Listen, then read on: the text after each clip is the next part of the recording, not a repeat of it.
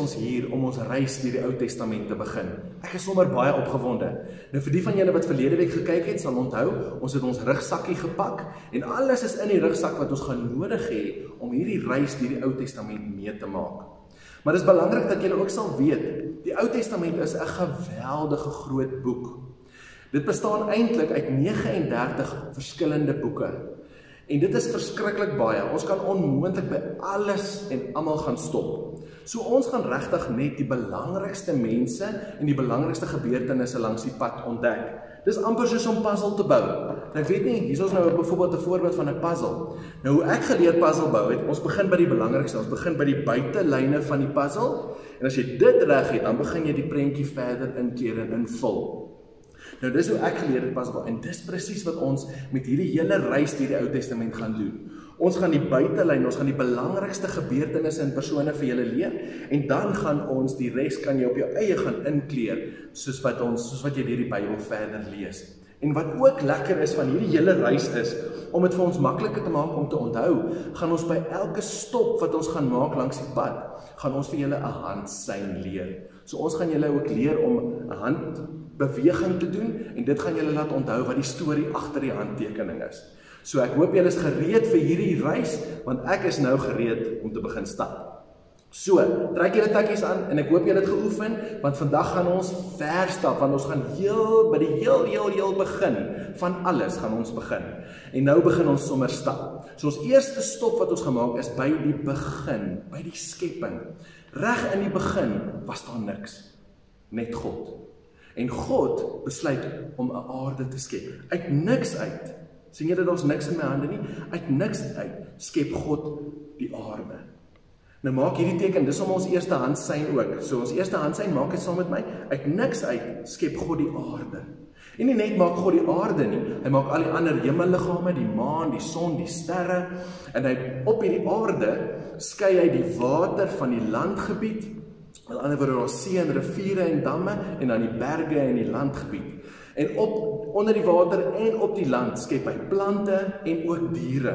Nou hier het ek 'n paar voorbeelde gebring van die verskillende diere wat God geskep het. Hier sal sien, hier is 'n leeu, en 'n olifant, en 'n tier, en 'n kangaroo. Hulle kom nogal daar in Australië baie voor, né? En hier agter met die lang nek is ons die kameelperd, en dan ons ook 'n seekoei. Kan julle sien 'n seekoei? En dit is maar net 'n paar van al die diere op die aarde wat God skep. En God skep die diere, en so skep God alles wat bestaan. En op die laaste dag van God se skepping, skep hy die kroon van sy skepping. Hy skep die mens. Hy skep vir my en vir jou.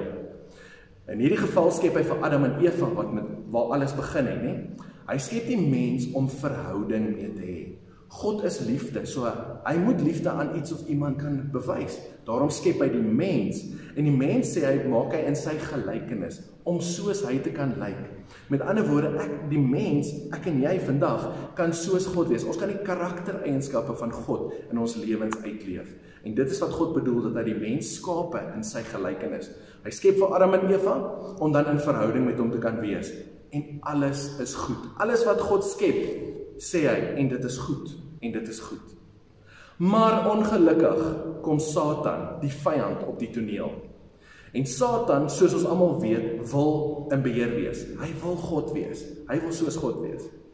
Daarom kom hy, en hy vermom homself in die vorm van 'n slang, en hy kom gesels met Adam en Eva. En hy sê vir hulle, hy lieg vir hulle. Hy sê vir hulle, hy laat hulle twyfel in God se belofte. Hy sê, God het gesê, julle mag van alles eet, behalwe daai een boom, die boom van kennis van goed en kwaad. Ek sê vir julle, as julle daarvan eet, gaan julle ook soos God wees. Julle gaan presies soos God kan wees. En ongelukkig glo Adam en Eva die leuen van die vyand, en die mensdom val in sonde. Nou dis ons volgende handsein, val. God skep uit niks uit die aarde, en dan val die mens in sonde. En onmiddellik met hierdie sonde waarin die mens val, is daar 'n gebreekte verhouding met God. Die mens het nie meer 'n goeie verhouding met God nie. Maar God het ook 'n opdrag vir die mensdom gegee, en hy het vir hulle gesê, versprei oor die aarde, vermeerder, en versorg die aarde, gaan kyk na die aarde. En so word die mensdom groter en meer op die aarde, maar ongelukkig word die sonde net so groot op die aarde. Inteendeel, dit versprei soos 'n veldbrand. Ek weet nie van julle nie of julle al 'n veldbrand gesien het nie. Hier het ek 'n foto van 'n veldbrand. Dis 'n geweldige groot vuur en veral as die wind waai sal julle sien, die veldbrand versprei verskriklik vinnig. En net soos wat 'n veldbrand versprei, so versprei die sonde vinnig oor die aarde. Soveel so word die sonde so erg en so baie dat God besluit, hy het nodig om te stop. Hy het nodig om oor te begin met die mens, want die sonde word te veel. En God besluit, hy gaan 'n vloed stuur. Nou, ek weet nie van julle nie, maar vloed begin met reën. En ek weet, ek het nou 'n sambreel saamgebring, want sambreel help baie vir reën. En hier by ons, die laaste tyd reën het ook baie, maar nog nooit in die geskiedenis van die mensdom was daar so baie reën gewees nie. God stuur 'n vloed wat alles vernietig. God vernietig alles met die vloed, maar weer eens is hy genadig met die mens. En hy kies een mens, ou Noag. En hy sê vir Noag, Noag, vir jou gaan ek red, vir jou en jou gesin. Ek wil hê jy moet 'n ark bou. So 'n ark is soos 'n groot boot wat hulle moes bou. En op hierdie ark kan jy en jou vrou en jou 3 seuns en hulle vrouens gaan. En dan ook een van elke diersoort. Een van elke diersoort. Nou hier kom die diere nou alweer in. So God is genadig en hy red een paar van elke, 'n mannetjie en 'n vroutjie van elke diersoort kan op hierdie ark gaan om gered te word. En dan ook Noag en sy gesin kan op hierdie ark gaan en hulle word gered en God is hulle genadig. So wat is die teken vir die vloed? Maak julle vingertjies so. Ons het ons gesê God skep uit alles die aarde en dan val die mens in sonde, maar dan stuur God 'n vloed om oor te begin.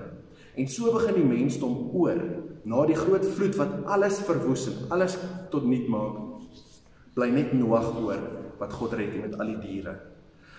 En nou gee God vir hierdie mens weer 'n kans, en hy sê, versprei nou oor die aarde, en gaan versorg die aarde, en vermeerder en word meer. En dan is die mens ongelukkig weer ongehoorsaam. Die mens is ongehoorsaam, want hulle bly op een plek, en nou word die mens verwaand, hulle dink so baie van hulself, dat hulle dink, hulle kan soos God wees, en hulle besluit, hulle gaan 'n toring bou, wat so hoog strek, dat hulle tot in die hemel by God kan reik. En God kyk hierdie so, en hy sien hoe bou die mense, hy sien het ek 'n baksteen gebring, hoe bou hulle, ek sien hoe messel die een ou die baksteen in die muur, en een ou kak met die hamer, en die ander ou saag die hout, en so is hulle besig om hierdie toring te bou, om by God uit te kom. So verwaand is die mensdom. En God kyk dit so en hy besluit die enigste manier hoe hierdie mense gaan versprei oor die aarde soos wat my wil is as ek hulle in verskillende tale laat praat. En die mensdom skielik in 'n oogwink laat God almal in verskillende tale praat. So kan jy nou imagine hoe dit is, jy's besig en jy vra vir jou vriend, sê jy asseblief gou vir my die hamer gee, sê jy vir my die hamer aangee en skielik kom jy agter jy praat nie meer Afrikaans, jy praat nou Frans. En jou vriend gee vir jou die saag aan, want hy praat skielik Duits en jy verstaan hom nie en jy verstaan hom nie en julle verstaan nie mekaar nie en skielik praat almal in verskillende tale. Maar dit was God se slim manier om die mense in nasies te versprei oor die aarde. En dis natuurlik ons volgende handsein. Die mense moet in nasies versprei oor die aarde. Ons het gesê God het geskep, die mense het in sonde geval, God moes oorbegin met 'n vloed en nou op hierdie manier versprei God die mense oor die aarde in verskillende nasies. So dis ons 4 tekens en ons eerste 4 stoppe, kan julle glo maats, ons eerste dag se stap is verby. Ons het 4 belangrike stoppe gehad. Ons het gesien die skepping, die val van die mens, die vloed wat God stuur om oor te begin en dan ook hoe die mense versprei in nasies. So kom ons doen gou die handtekeninge saam en dan so kan julle dit gaan oefen in die week wat kom en volgende week gaan ons weer bymekaar kom en volgende week gaan ek julle voorstel aan 4 baie belangrike persone wat reg in die begin 'n belangrike rol gespeel het. Maar kom ons kyk eers gaan na die verskillende tekens. Ons sien uit niks uit skep God die aarde. Maar ongelukkig val die mens dan in sonde, maar dan moet God 'n vloed stuur om die sonde en oor te begin, maar dan stuur God hulle ook uit in nasies. So dis skepping, val, vloed en nasies. En so kom ons aan die einde van ons eerste dag se stap. Ek hoop julle geniet die reis sover, gaan oefen julle handsyne, sodat julle volgende week gereed kan wees vir die 4 nuwe persone wat ons gaan ontmoet, en ook die handsyne wat saam met hulle gaan. Maats, julle moet lekker oefen, sien julle volgende week.